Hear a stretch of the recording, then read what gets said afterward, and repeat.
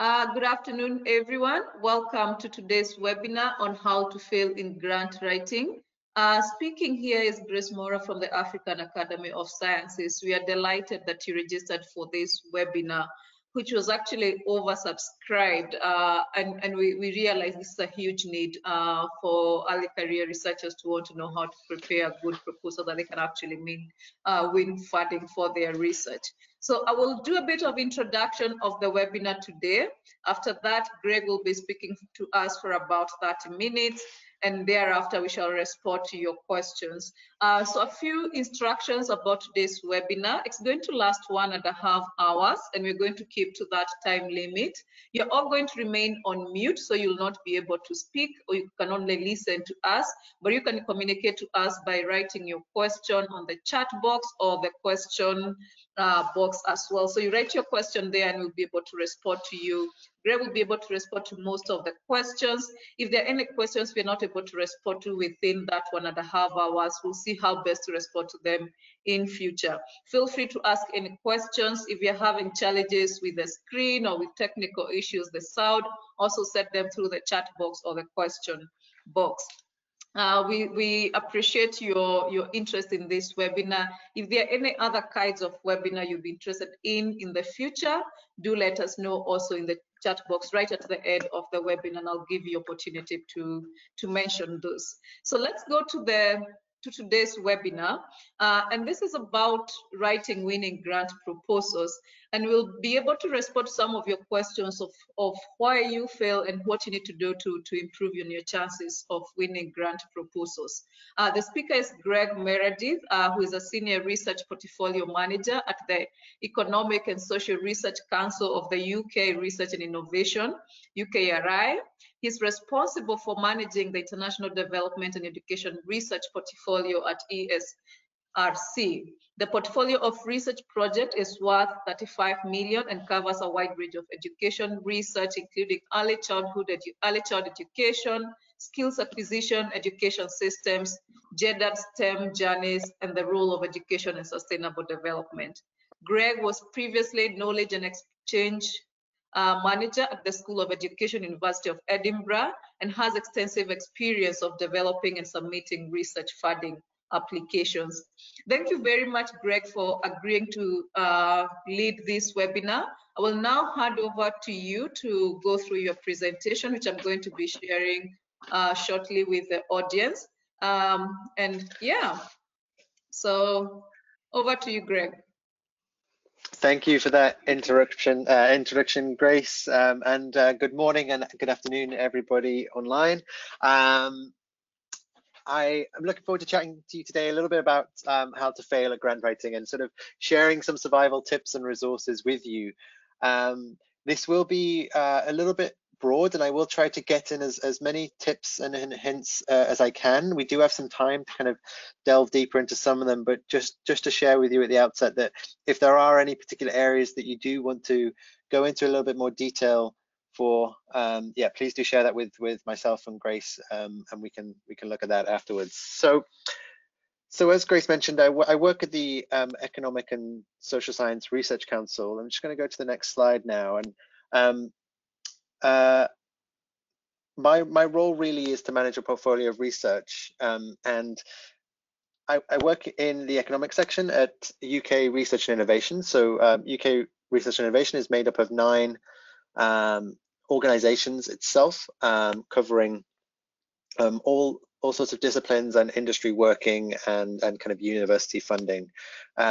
We invest over about 7 billion a year, and kind of offer funding, so many different types of funding. It's kind of difficult to keep up with, but just so you're aware, I work particularly in international development and global challenges. So this presentation today will be a little bit sort of UK focused, but I think my experiences from many years of working with lots of different funders at the University of Edinburgh and managing peer review processes and reading thousands of applications at UK Research and Innovation. I think there are some similarities and sort of issues and challenges that come up again and again, no matter kind of what project or who you're applying to. And so hopefully these tips that I'll share today will sort of be useful to you as you're looking for your next funding application, wherever that is. So on the next slide now, I just have a little bit more information about the Global Challenges Research Fund. So this is a particular fund that I spend a lot of my time working on, and I just wanted to flag this up to you. You may or may not be aware of it. There's a little graphic there of kind of where our funded projects are. This is rather a flagship sort of aid research funding fund, 1.5 billion fund that was set up in 2015. We've kind of just finished phase 1 now and managed to spend that much money within the 5 years, which is not an easy task. And we're sort of looking at what phase 2 might be. And I sort of wanted to flag this up at this stage just to let you know that you know, we're expecting and hoping that there will be a focus on early career development opportunities in this next phase. So something for you to keep an eye on, as it will be available across every discipline and areas and sort of applicants from across the globe. So kicking off, just to let you know what I'll cover today on the next slide. So I want to go through and just kind of share with you a little bit about understanding the kind of the process. Sometimes when we're developing applications and we send them in and they can feel like they go into a little bit of a black box and we're not always clear what happens with them. So I kind of wanted to try to lift the lid there a little bit and kind of share some of the potential pitfalls that you might need to be aware of that might happen to you, that you might encounter along that process. And this does vary, and I'll try to nuance it as much as I can because some funders have a less lengthy process than perhaps UK Research and Innovation does. I'll then go on to talk about some common mistakes, and this will be relatively higher level, but we will have some chance to kind of deep dive into some of these. And then I want to focus on particularly on finding a relevant call, which I think is one of the major things that you can try to focus on and do right. It's one of the things that will really hamper your progress towards being successful is if you aren't submitting to the right call and funder. So I'll focus a little bit on that and how to kind of some hints and tips for finding a relevant call. And then lastly, I want to talk about failure. I know that I'll get to that in time in the presentation, but I think it's really important that we talk about this from the outset. Sometimes we don't really want to talk about it, and then when it does come round, we're not quite sure what to do. And so I want to encourage all of you to sort of prepare for that and sort of share some hints and tips around what to do when that comes around. It's quite a normal experience. So in the realm of applying for research funding. So starting off with skipping forwards now to the next slide, I want to kind of go through the kind of review process and take you through, and the next one again, Grace, and kind of go through what happens here. So this is, I've lost my page.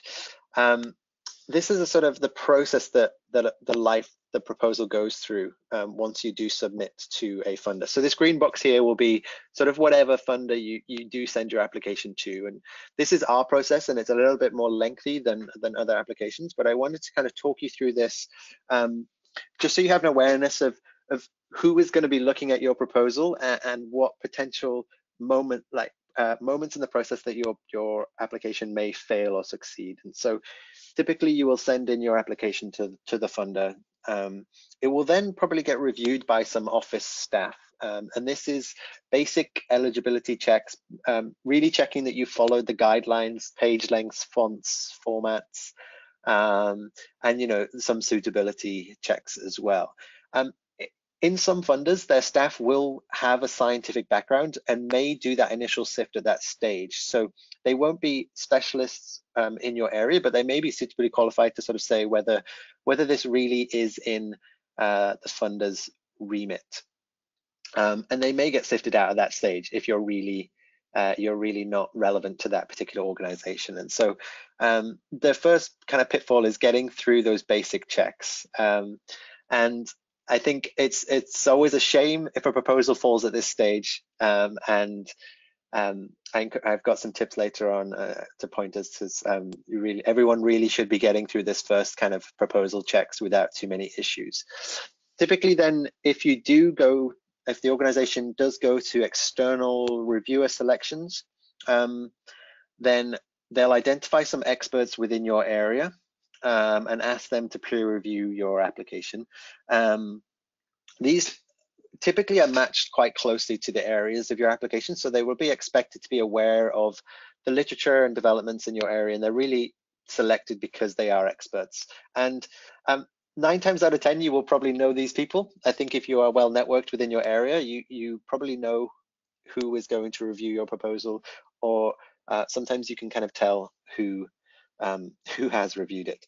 I think my tip for this particular stage, particularly where a funder may allow you to suggest reviewers, is to talk to those reviewers and let them know that this is coming, so that they're not surprised and they kind of are broadly supportive ahead of time. I think you'd be surprised how many people we go to that are nominated by applicants that then are sort of surprised and not really aware of the work or the application itself, and then also don't have time to review. I would say typically our nominated reviewers from the applicants score proposals much more highly than the rest of our reviewers. So your scores will typically come back, and you may or may not get a chance to reply to those comments. So after the experts have commented on your proposal, it may be that the score is low enough that you just get sifted out and rejected with that feedback. If you are sort of over the threshold quality-wise, you will get an opportunity to reply to the comments, and then those all of the materials, so your proposal, your response, and the peer review comments would be sent to a decision panel for a final decision. The decision panel typically does have another chance to read the proposal, read everything together, so your review comments and your response, and sort of give an overall score and sort of try and put it in a final ranked list at the meeting. Again, if you receive a low score at this stage, your application may be sifted out. And once you're at this final panel meeting at the bottom here, if you've made it there, you're you've done pretty well, and there's a chance you will be funded.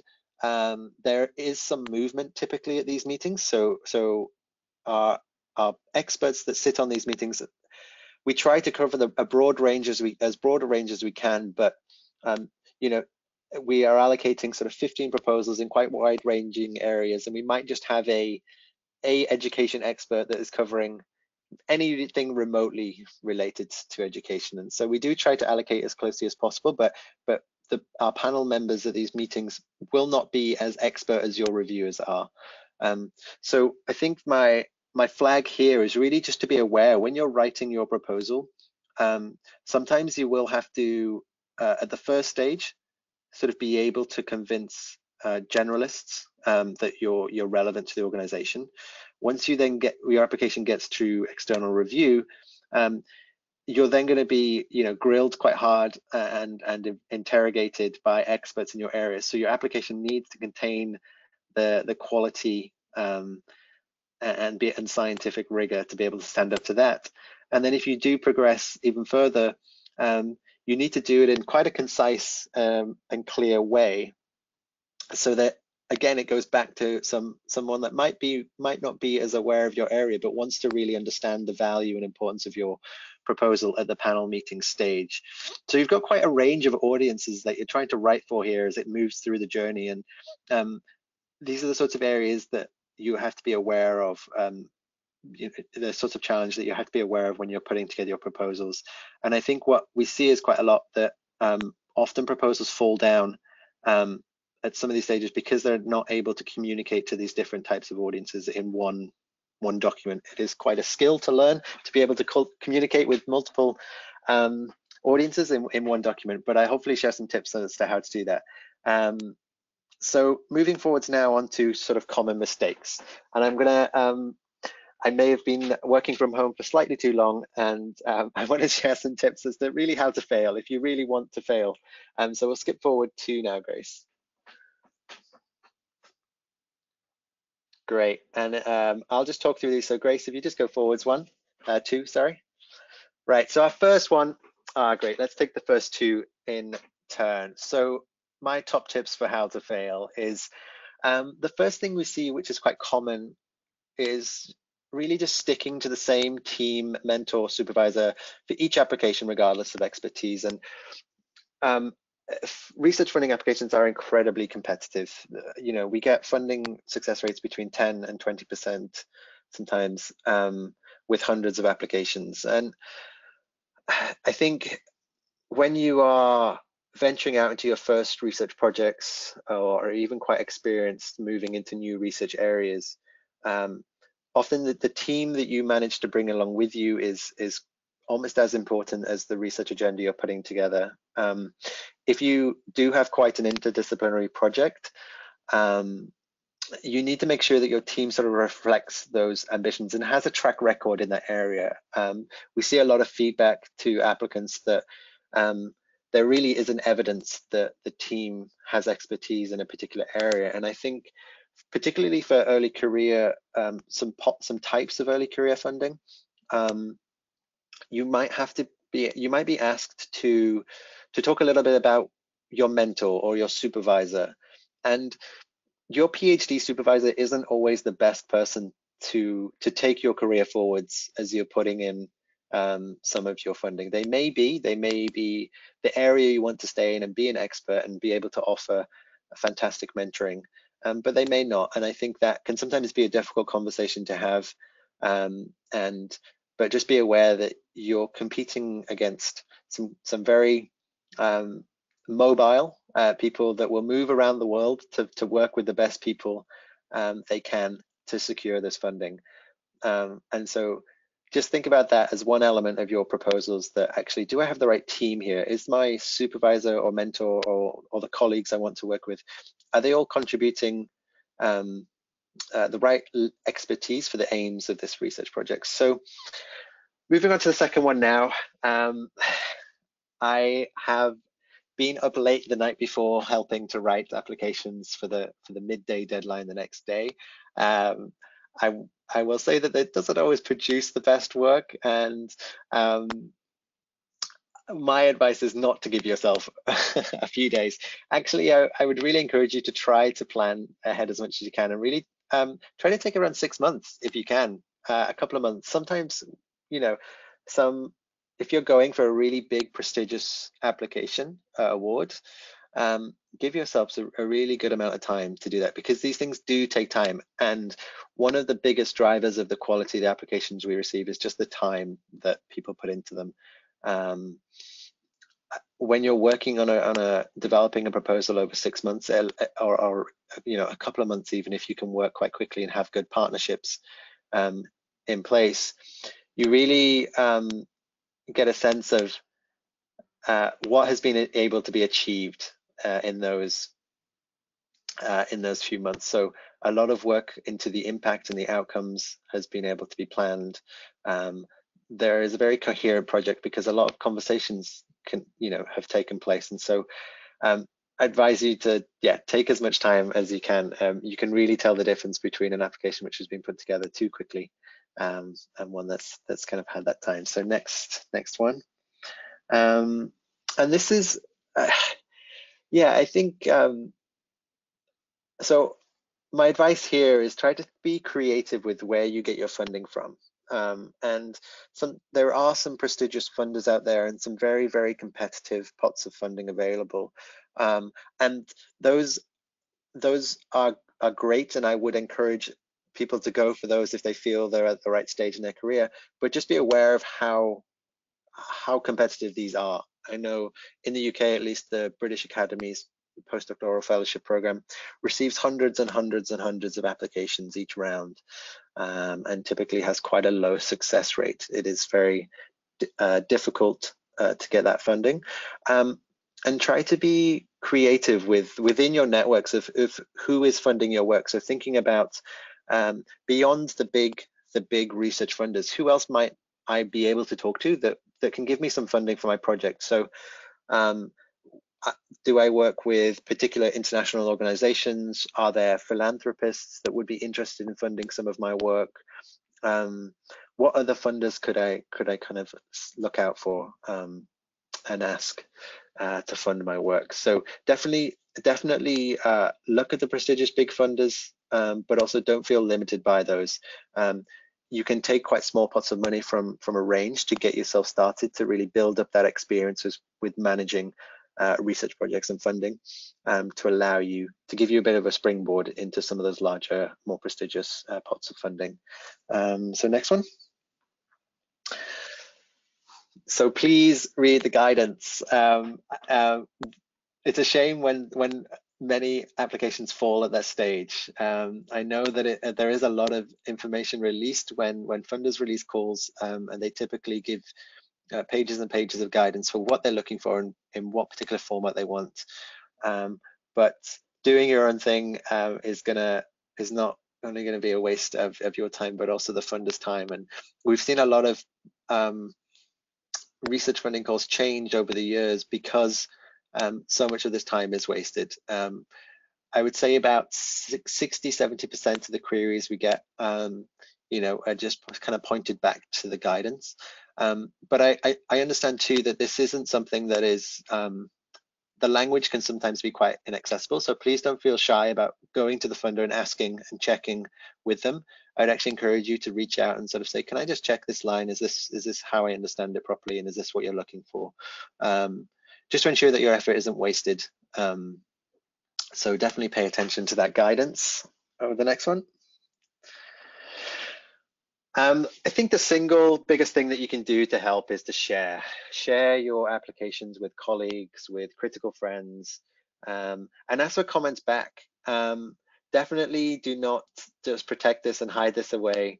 I think sometimes we can, in our universities, they can be quite closed cultures and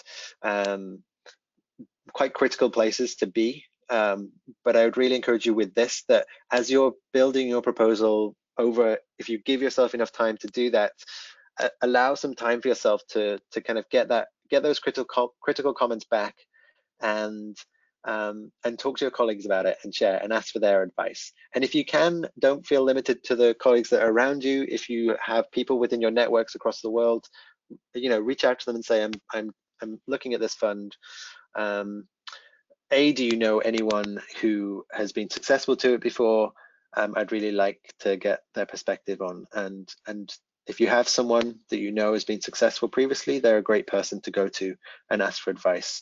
And these are the sorts of things that I'd encourage you to have to be discussing with your mentor, if you do have a mentor, to try to identify who would be best to be looking at this. But it makes such a big difference. I think when you do receive the comments, as with any feedback, if it doesn't really fit and you think it's a little bit off, then by all means, you don't feel bound to kind of change everything. But just be aware that sending it to someone external, that outside your area, will allow you a bit of insight into how my application is received by someone that isn't necessarily within my area, and that is going to happen during your review process. So it's actually quite a good thing to include. So skipping forward now, and this sort of just reiterates the point as I was making before. There are elements in the process that where your application may be read by people that don't really know your area that well, and so there's quite a lot of work to do to sell a narrative. You are writing, this is a pitch as much as setting out a scientific program. You do have to sell this, and you have to convince the reviewers in the panel that there is a sense of urgency here, that it is important to do this now, and that you are the right person to do this work because of your track record, because of your expertise.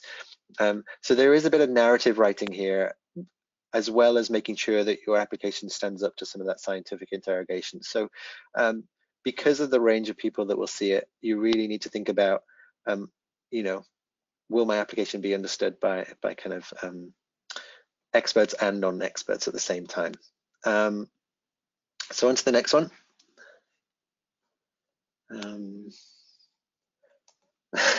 So definitely think about the costings. So everyone at UKRI, we do give out, we have about £7 billion budget we spend, and we are quite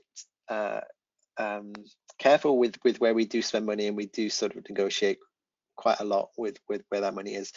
I think if you're finding it difficult to know what to cost and how to cost, again, talk to your colleagues, ask for advice. Try to find previous examples of applications. It's really clear when an application, and it's particularly common, I think, in our earlier career funds, when things are just a little bit, the funding is a little bit loose, and it's either it varies between overestimating on costs and really underestimating, and panels get a little bit worried when either of those two happens, because if it's underestimated, you probably won't be able to deliver what you've promised, given the resources. So you're really trying to find the balance between what am I promising in my proposal to deliver, and we'll kind of come to kind of outcomes in a little bit, but do I have the adequate resources? And don't be afraid to put things in there that you think you might need. Often people forget that there is some administrative support needed. There are lots of things that I will need to achieve the promises I'm making in my project. So within the guidelines, what can you realistically request? And again, looking at other applications will sort of give you a sense here. Most funders do publish their funding data, so you can actually go and have a look and see what's the kind of level of project that they're funding. If you go onto your funder's website and try to find their publication data, their project data, sorry, you'll kind of see the scale of the project they're trying to fund and kind of understand a little bit about whether your project fits within that. And I'd really encourage you to do that. It's quite rare that funders will fund projects towards the top end of their limits. So whilst our standard grant limit is about 1 million, if you are pitching towards that end, you do get a lot more scrutiny for that. Most of our applications sort of fall towards the middle of our range. On to the next one. So yeah, and again, yeah, so here's some tips now just to sort of think about in terms of how to write your application, thinking about making sure that things will be understood and read clearly. One thing to share with you about who your reviewers are and who the panel are as well. So your reviewers, we'll try to, as much as possible, to kind of make sure that they're experts in your area, but they're busy people too, and they don't have an awful lot of time, and sometimes getting to your review isn't their priority, and they might try and squeeze it in the night before the deadline, or kind of maybe they've been invited to review a number of other things. So yeah, so I think one thing that we find that can really help, and is a real, I think, craft of grant preparation, is making your text sort of accessible quickly. So some examples of bad practice from a link that's just kind of on the next page is really don't put too much block text in there. If you were tired and you had sort of half an hour to write a review and someone gave you a full page of block text, you're already in quite a negative space before you're getting started there. So there's lots of guidance online and lots of examples, and you'll see from some successful projects kind of how they've approached it. But you can use headings and use bold sentences and make sure you put your key messages in eye-catching places and reiterate things. All of that is really just to make the substance of your proposal just easily accessible. So try to think about that as you're putting together. And then final one is particularly aimed at early career. So moving on to number 9 now. is particularly aimed at early career researchers. So there's a lot of funding aimed at early career researchers, which acknowledges that you're in a stage where you are perhaps still training and building new skills. And I think that this happens across all stages of a research career. As you take on larger projects, you perhaps need new skills on managing people and managing projects and budgets. And these aren't typically, you don't typically pick these up in the day-to-day teaching and research university duties unless you are involved in other projects. So particularly at an early career stage, think about what training and new skills you will need, and check whether the funding that you're putting in, whether that's fellowships or small grants, would allow for you to kind of enable that career development. As a funder at UKRI, we know that our projects do enable people to advance their careers. We also want to make sure that you're kind of looking forwards and thinking about that. And in some early career funds, this will be an explicit requirement for you to consider and present what your development plan is. And so you really have to think about where you're going and what new skills do I need to acquire and what training will be useful for me in my future career for some funds. So on the next page, there's just some resources there that will be attached, and some links that will be attached to the slides that you can follow. Again, just highlighting previous applications from colleagues, and there's a couple of books, and sometimes it is just difficult to find the time to do the writing. We can all be so busy with our duties that it's really, really hard to carve out the time to finish that proposal. And if you are finding yourself stuck, consider a writing retreat. Just really take yourself away with some colleagues and really make the time to finish writing those. The danger with giving yourself lots of time or applying to an open scheme is that the project never itself gets finished. And it's very hard to set yourself strict deadlines there. So now moving on to finding a relevant call. What have I got? I'll address the one audience question just before I do that. So what type of expense should be included as an administrative costs? I think that was from Noel. Thanks, Noel. So yeah, I think, what we find is for instance, if you're putting in maybe a networking application, or you want to run a conference, or you are running quite a big project that will, there's a lot of work to do on tracking the finances. Talk to your university and understand whether you can put some time for an administrator in there to support with bookings, to support with the tracking of receipts and finances. Most of our funding at UKRI does allow that, will allow for an administrator, will allow for larger programs, will allow for project managers. And I think particularly if you're looking to pitch a project which is a lot of traveling, a lot of networking, and you didn't include any support, I think that a reviewer might look at that and think sort of, is this really reasonable that this person can do so much, particularly if you're putting in a small amount of your own time. So think about what support you can draw on within the bounds of the rules. Not all funders will allow you to put in administrative costs, particularly charities, charity funders. But it's certainly something to explore as you're looking through the guidance. So finding a relevant call. I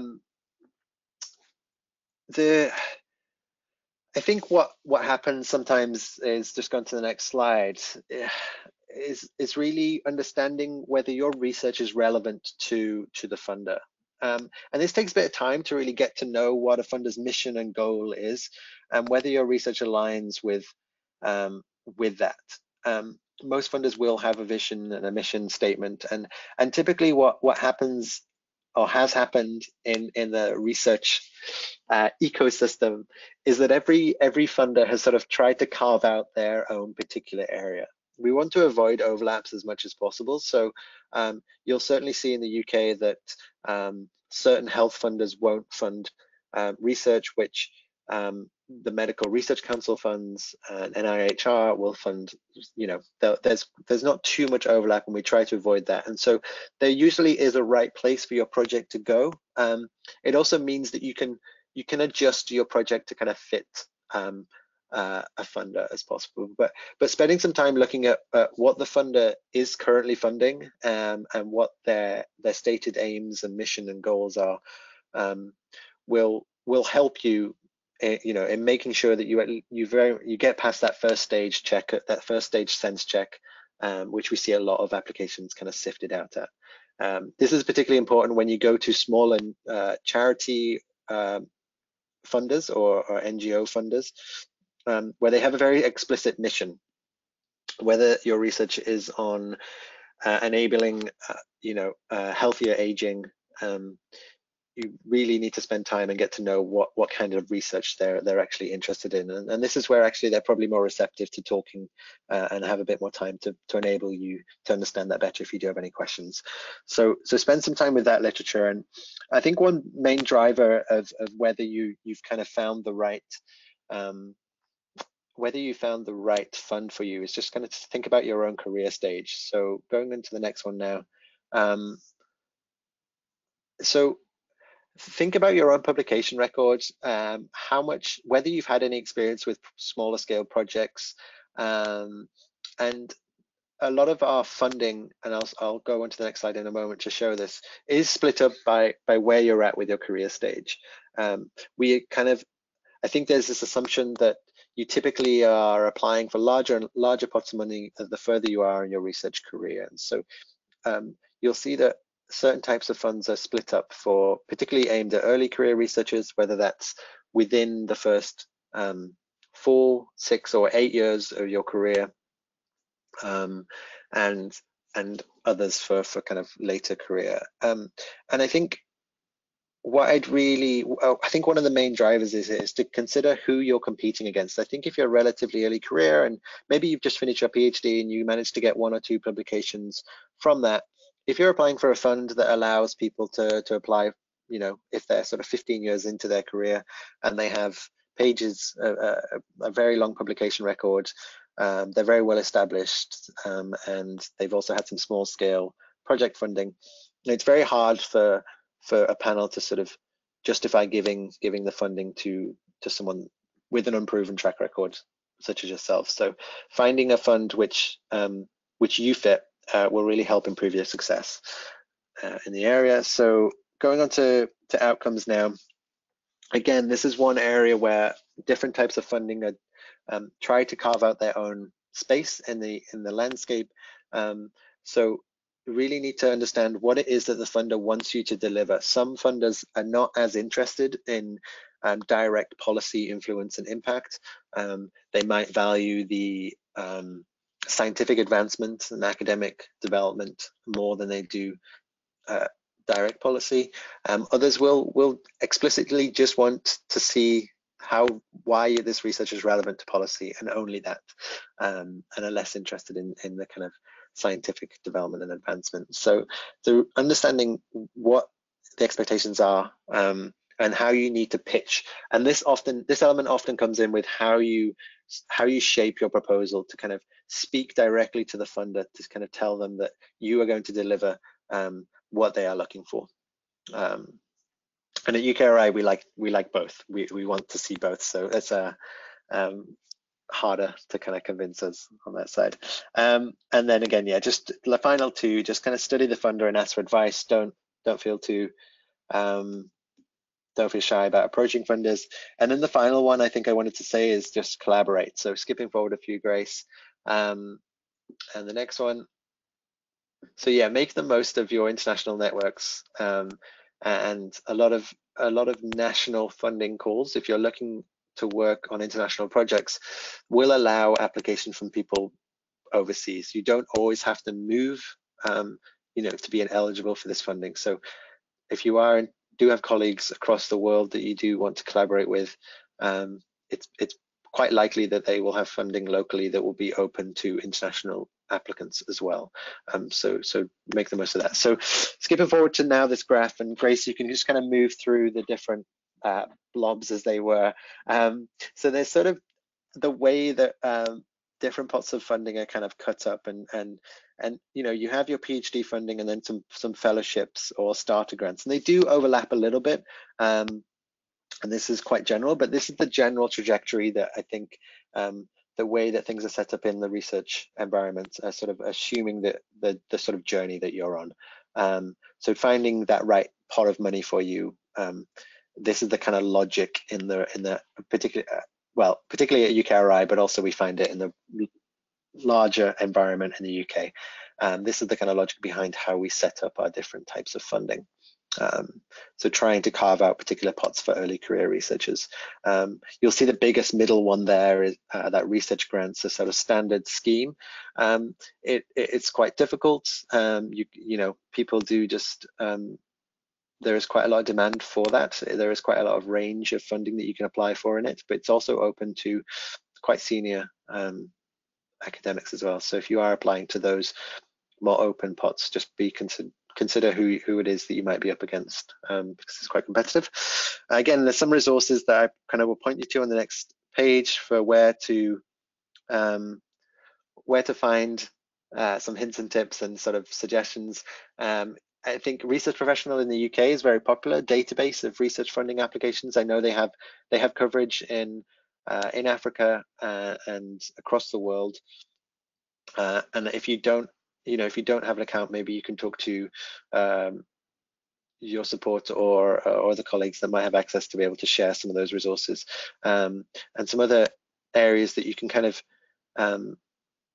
ask colleagues about to see whether there's any funding available. And I would encourage you really to think about who you might want to apply to and really trying to identify where my funding might come from in your research development plan. And if you don't have a research development plan, there are lots of resources available online to kind of think about the questions that you might want to consider, and really sit down with your mentor and go through that. In the UK, we have an organization called Vitea, which supports the development of research careers, and they have some fantastic resources on the website as well. Okay, so now you've gone through all of that, and we're at the next slide now. So you've gone through everything and you've tried everything, but unfortunately you failed, because most people do. I want to say, don't worry, don't panic, and share with you on the next slide just this graphic with, these are our sort of 5 stages of grief, which I do receive emails at each one of these stages. I've been through all of these stages. I understand how frustrating the whole process can be after so much work has gone into it. And I just want to say that it's normal, and it's okay, and it's kind of a normal response after so much work has gone in. I think just understand that this is a process of moving through some of these stages sometimes. And I think what we can do to kind of help ourselves, going on to the next slide now, is kind of really start to think and plan and prepare. And I think the reason I want to talk so much about how competitive the whole process is, because it kind of normalizes that failure is more common than success in this area. Unfortunately, there isn't enough funding, competitive funding, to go around for everyone always. And so it is normal, and we need to sort of normalize that and understand it. And once it becomes normal, we can sort of start to plan for it and be a bit better prepared. And I think there are lots of things you can do to help yourself as you're starting to think about your next application, to really save yourself some time.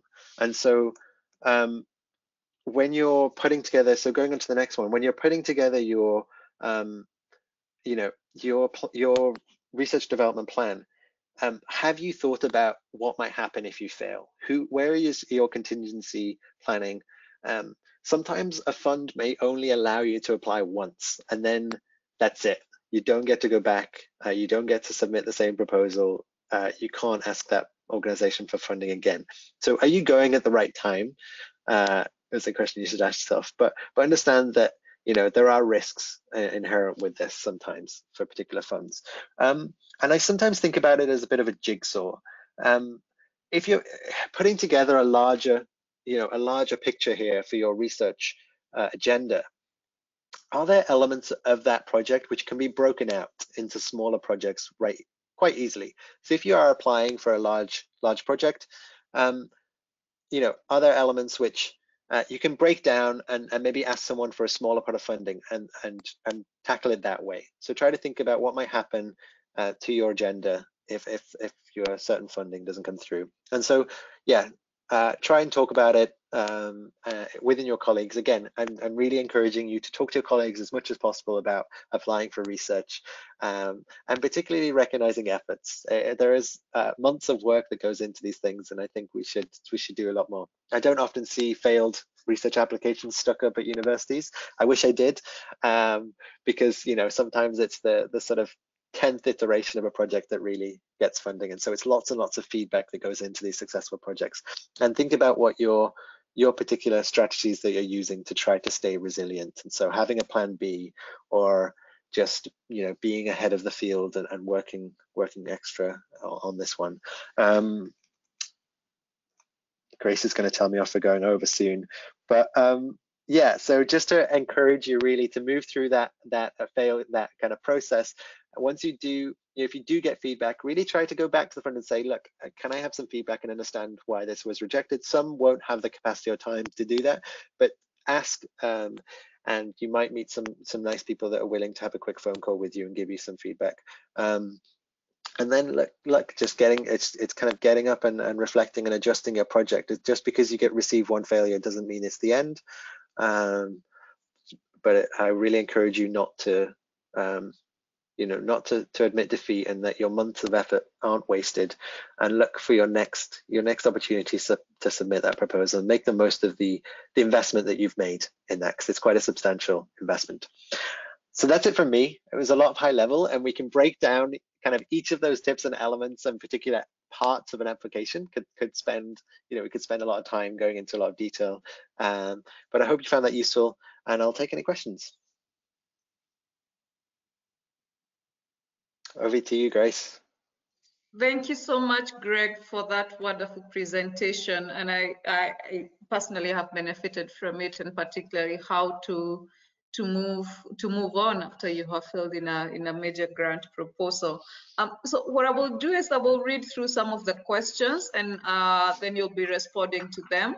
You already responded to the first question from Noel, so I'll go to the question from Adesola. He's asking, some institutions require you to pay some percentage, up to 10%. Can there be administrative charges? Sorry, say that one more time, just so I understand. So Adesola, I think this is in reference to the point where you talked about administrative charges and what qualifies as that and not, and he's asking whether the percentage that is usually required by institution, whether that percentage falls under administrative charges, and how big or how small should that percentage be?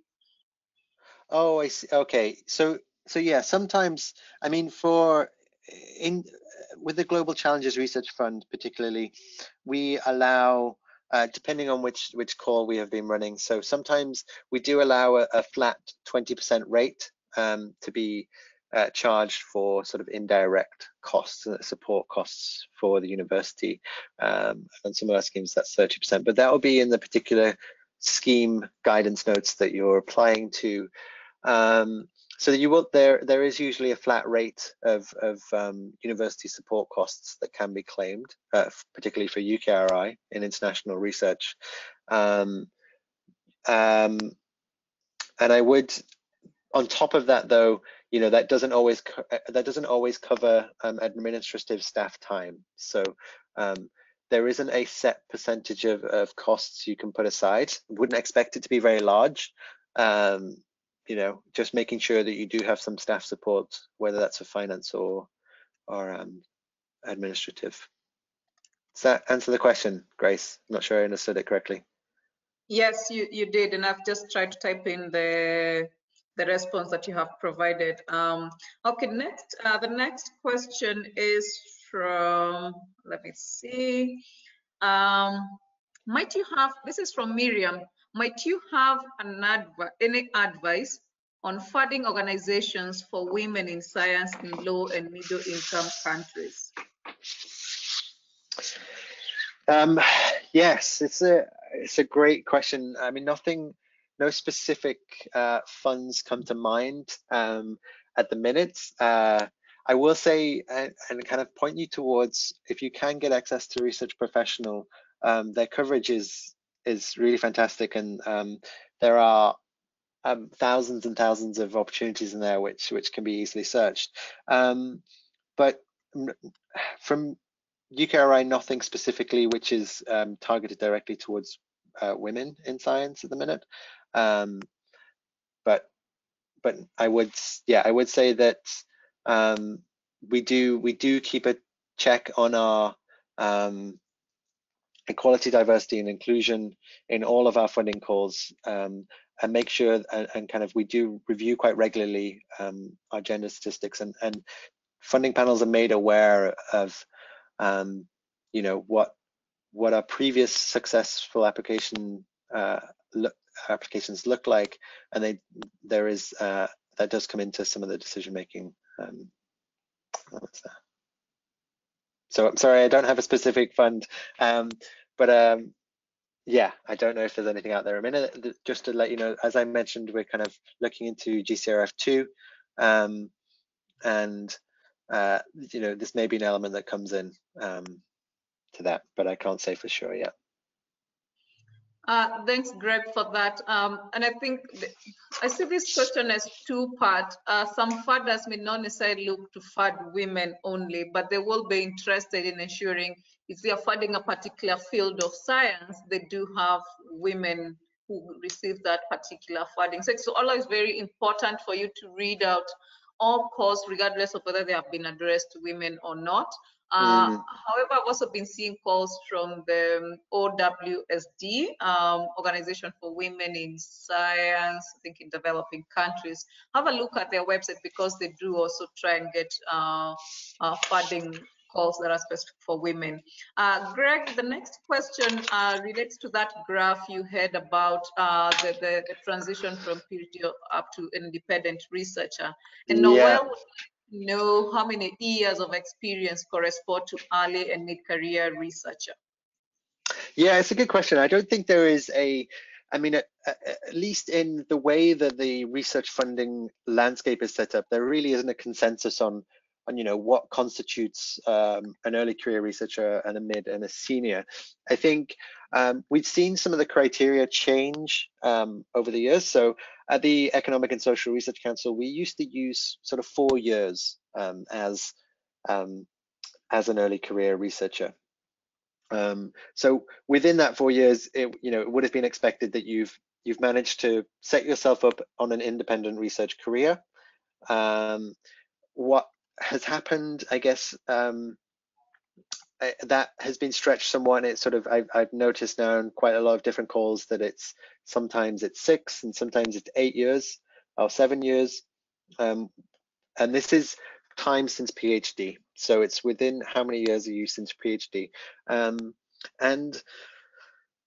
now what we're seeing in some of our flagship early career funding, so our future research leaders calls, is that criteria in terms of length of years is taken away, and it's now we're much more interested in looking at whether or not you have had specific funding in the past to enable you to set out on an independent research career. So it could be that you get 8 to 10 years since your PhD into your career, and you haven't managed to secure any funding or be able to secure any time to really set out on an independent research career, and you would still then be, eligible for sort of certain types of early career funding. So it's quite difficult to pin down.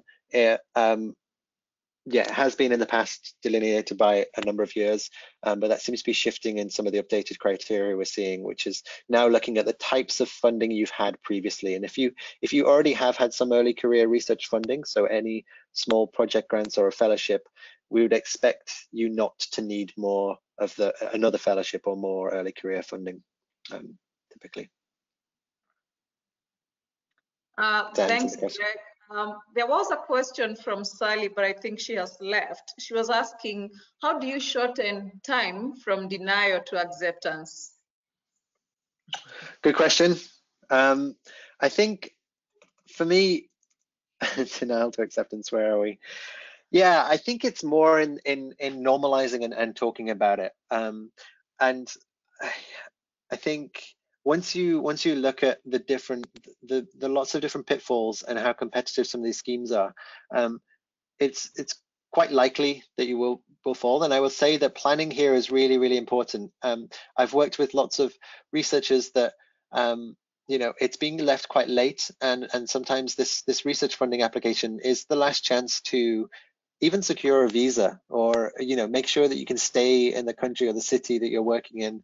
And it really is last chance saloon. And I think you know, if we can try to avoid getting to that point by trying to have a bit better forward planning and for careers wise, and sort of looking at positioning yourself with the schemes that are available to understand what your options are, it will allow you to bounce back a little bit quicker. You know, I think, and just reflecting, I wanted to put the strategies there, those resilience strategies, and there's a link there to a podcast to kind of explore this a little bit further, but really thinking about what strategies are you currently employing to allow you to be resilient, to allow you to bounce back quickly between those stages. And sometimes, you know, just making sure that we're kind of the strongest person in the landscape, that we're kind of the most knowledgeable, that we build, you know, we build this kind of wall up around us so that no one can knock us down. And we're not really prepared for when that does come, and that's not always the best strategy. So sort of thinking about a plan B and re-evaluating our sort of end goals can sort of help. So there's some podcasts there that kind of explore this a little bit more. But from my perspective, it really is in the planning and understanding the landscape a little bit more will allow us, and support from your colleagues. Don't forget your colleagues, and this is right again, talk about it and normalize it, and don't be afraid to draw on that support if you can. Thanks, Greg, for that. There's a question on budgeting from Edward. One of the areas that early career researchers have a challenge is on budgeting. What skills are required? Yeah, it's a good question. I think understanding how much time a project will take, does a certain element of it does come with experience, and this is a lot of the sharing that comes from when you're talking to colleagues about it. You know, does this look realistic? If I say that I will spend sort of 20% of my time, is that realistic for what I'm promising? And some of this, you know, what you will be able to deliver. So it's understanding if you are promising to deliver a literature review and 3 papers, you know, and some field work, you can kind of work through that and understand, okay, how much time realistically is that going to cost me, and kind of what would I like. I think there are some standard elements that, you know, sort of well, in our standard projects, the sort of elements that come back in, and some of this does come with experience, but you know, a lot of the time, if you've got your travel, it is pricing up travel and putting together all your costs. And the main driver, I will say, of your project is going to be your staff costs, and understanding that is at least quite difficult in the UK, because it's quite a difficult thing to calculate with all of the benefits and add-ons that we have in the UK. There are tools usually available within universities, but I understand if you don't have that support to draw on within a university, this can be quite challenging. And I would just encourage you to think about all the elements that you're putting into your proposal. So when you're planning to deliver a particular thing, and this is where creating structure within your project, so having particular work packages and aims, will allow you to go through that work package and sort of think, okay, what do I need on my shopping list to be able to deliver that and do that? And then kind of once you make your way through each element of the project and you have your sort of shopping list, it's relatively easy to kind of add up, you know, to Google and add up the kind of costs for some of, whether that's equipment or travel, but the staff costs can be a little bit trickier, and that will need some come with a bit more experience and kind of guidance from colleagues on how much time you realistically can request and can give. Thanks, Greg. There's a question here. I don't understand it very clearly. So let me read it out, and if you don't, we can ask Adewale to repeat it. Does the UKRI have any funding support for institutional research, especially new ones? If yes, please discuss about it. So I'm not quite sure what is meant by institutional research there. I don't know if we could ask for just a bit of clarity and then come back to that question. Okay, Adewale, if you can rephrase your question or explain institutional research, that would be very helpful.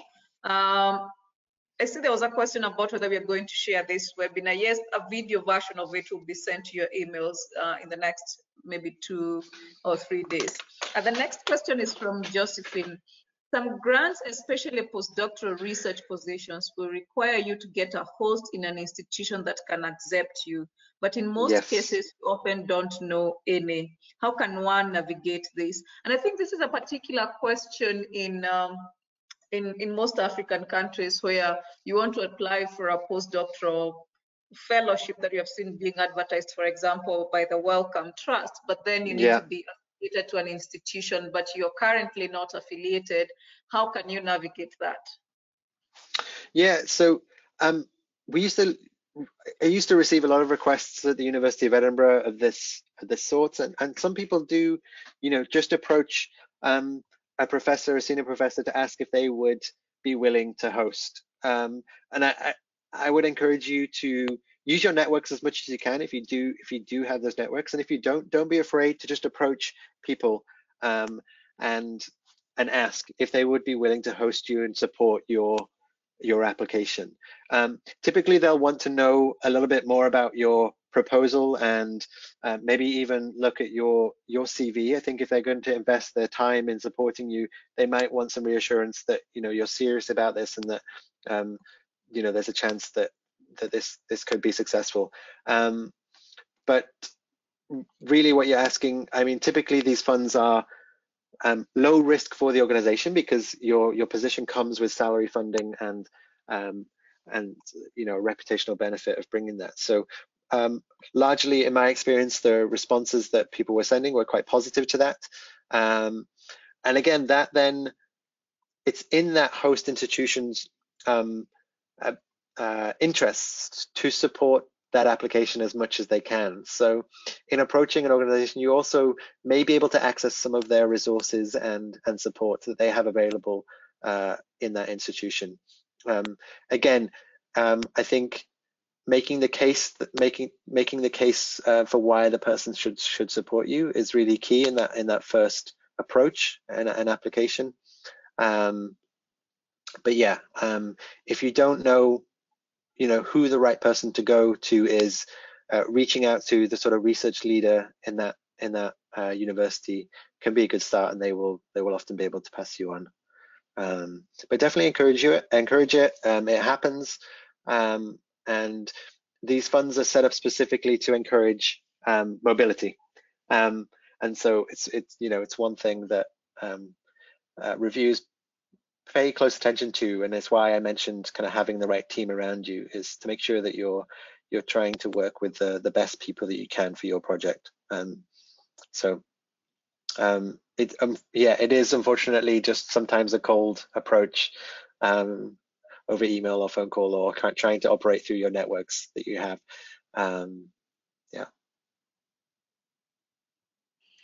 Thanks, Greg, for that. The next question is from Natasha. She's asking, is it true that some scientists have to budget their salaries into grants if they don't have support from an institution? Yeah, so I mean, typically in the UK, we see that if you are a postdoctoral researcher and you're attached to a particular research project, your contract at that university is attached to the project. So your contract will end when the project ends, and you don't have a permanent position so much. And we see a lot of people in this situation it allows you to get some experience on research projects, establish your publication record, and typically people then will try to build their own independent research career after having experience in this way.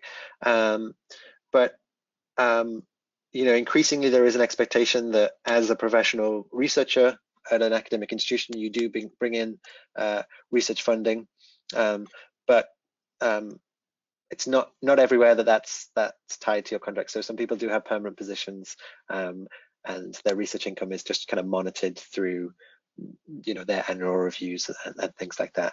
But if you certainly are on a temporary contract that is attached to a research project, your only way of staying beyond that sometimes is to kind of bring in or join another project. So it can be quite difficult, I appreciate. Thanks, Greg. I'm checking time. We do have about 20 minutes remaining, so I'll try and see what other questions we have. A question from Samuel. What about publication quality? I want to believe this about any publications you have. Is it based on peer-reviewed papers or impact factor or the relevance of the study? Sorry, can you say that one more time? What about publication quality? Is it based on peer-reviewed papers or impact factor or the relevance of the study?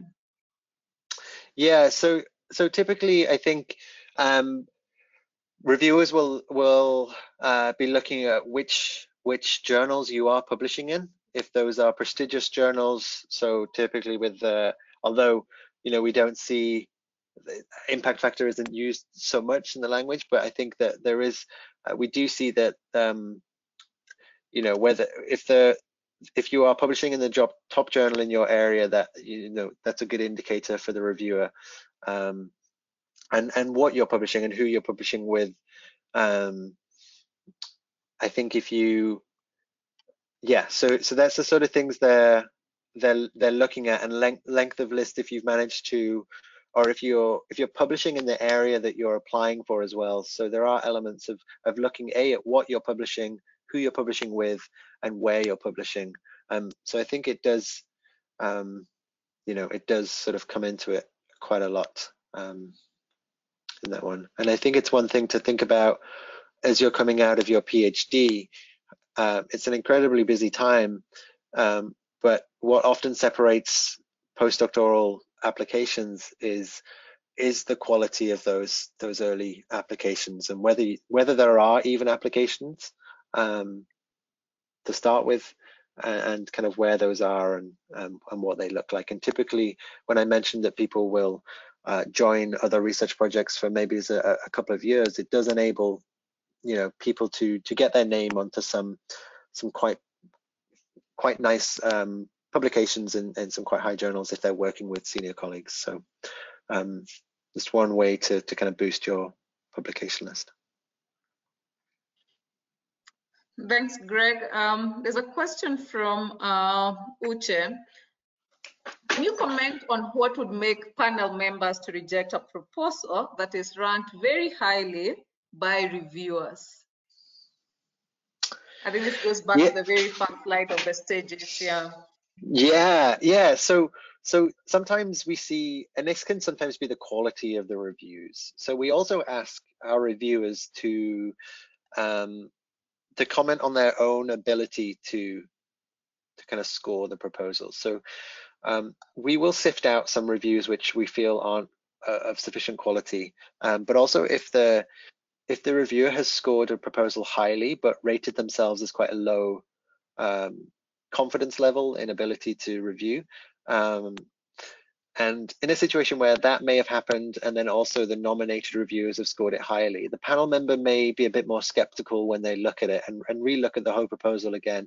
And panels are supposed to moderate between scores at UKRI and not introduce anything new, but I think they will look at the reviewer comments where perhaps the reviewer raises an issue or a slight concern, but it doesn't, in their in their expert opinion, doesn't really have a big impact on the quality of the proposal. A panel member may take another opinion to that, and they may look at that and think, actually, this is a bit more of a serious issue for the project, and really methodologically they've kind of not they've not addressed everything. They do have the added benefit of seeing your PI response at UKRI. So what can sometimes happen is your reviews have scored it highly. Maybe there are 1 or 2 critical comments, but if you know your PI response, you ignore them and don't really address them, then the panel, the panel can sometimes look at that and sort of lower their score because they don't feel that the PIs adequately address certain areas. So paying attention to covering everything in your PI response is important. But the things that we hear back frequently from panels are just that often applications don't pay enough attention to the methodologies. And when it comes down to the question of, is this project sort of feasible and realistic, and if we're committing this to funding, will it achieve what they're promising, that the panels end up looking a bit more in detail into methodologies, and that's often one of the areas that a lot of proposals are found lacking. I sort of suggest that in our standard applications that you should be allocating about 40% of that space to your methods, roughly, as a very rough indicator. It differs because you need to put different things in early career applications, but making sure that you're covering that off is one important factor that comes out again and again. Thanks, Greg. There's another question from Uche, and I find this quite interesting. At what point do we draw boundaries between a network or partnership grant application and a typical research proposal application? Yeah, so a typical research, like our standard research application, you can apply for up to 1 million, and we're expecting quite a lot from that application. That research application can contain networking elements if it's felt that's needed. Typically, though, that funding is available for project teams which are already fairly well networked. So we do periodically release networking type funds, and this is usually they precede larger pots of funding. So when we want to introduce a new sort of research area or agenda, we will typically start by funding some networks to really allow the community to sort of build partnerships and generate research agendas. After about 1 or 2 years, we will then release standard research grants or larger grants to make them available. And so our approach is really to try to allow networking and partnership development grants to help build the community around particular areas. And then when we release open research projects and funding, we're sort of expecting that the community and the research agenda is already there, and that this pot of money is to complete and carry out that research agenda. So they are quite separate, and I think that the main aims of your networking and partnership development grants should be to set you up with a strong research agenda and a strong networking community and team for applying for some of those larger fundings. It's kind of your network grant is your springboard into your larger pots of funding sometimes. Thanks, Greg. Let's go back to the question about institutional funding. And he was asking about, let me see if I can trace it. Adewale was interested in whether you have any funding for institutional research, and he has sent the follow-up question so that an example is, for example, as an administrator in a government institution, getting funding from the UKRI to support some of our projects that align with UKRI goals. So I think he's referring more to core funding rather than research funding. Yeah, so at the minute, I guess we don't give we can't give money directly to other government departments, other international NGOs. So because our funding comes directly from the UK government, so we are subject to UK state aid rules. We are able to fund overseas universities and certain other research institutions. But really, I would encourage you that if you do feel you have projects that that this research funding could be suitable to, talk to your local university or within your network, and you can be a project partner or a collaborator on those projects and get support that way to enable to within if it is a research driven project we're talking about here, not just sort of program delivery. Thanks, Greg, for that. Two more questions. One from Miriam. I have a particular concern where my few publications are in diverse fields and I'm just starting to narrow down in a certain field now, but no publications on this new particular line I'm choosing. How does this affect my grant application process? I am a postdoc 1 year after PhD. Yeah, so I would say that having a couple of publications already within that first year is great. Obviously, if you are now moving areas, I think the reviewer will look at the area you're trying to move into and your expertise. It might be that it's branching out from your current area into a new area. That's okay. Everyone sort of makes transitions, and I think that I guess it's reassuring. I would imagine it would reassure reviewers to see that you've already managed to get publications quite early, and I think it's then being confident that you can present a plan that is realistic for getting publications. So the fact that you already have experience doing that will sort of reassure a panel when you do try to make the case that I have a realistic plan of getting publications in this area. Here's the journals I'm going to target, and this is where the sort of planning work can come into it. And trying to have conversations early to say, look, I'm thinking of doing some work in this area. Would you be interested in it? And generating some of those relationships early. I guess it's a bit more demanding if you're moving into a new area. So I think it probably will come into it. The reviewer might raise a question, but I think then that means you have to think about what can I put in my application to reassure them that I can produce good work in this area, and kind of a bit about why am I moving into this area. That makes sense. Thanks, Greg. And our final question is from Jawalna, and her question is, it often seems that funders would like to see a proposal that is in line with your research history and your publications. How then does one go about getting funding for a new idea?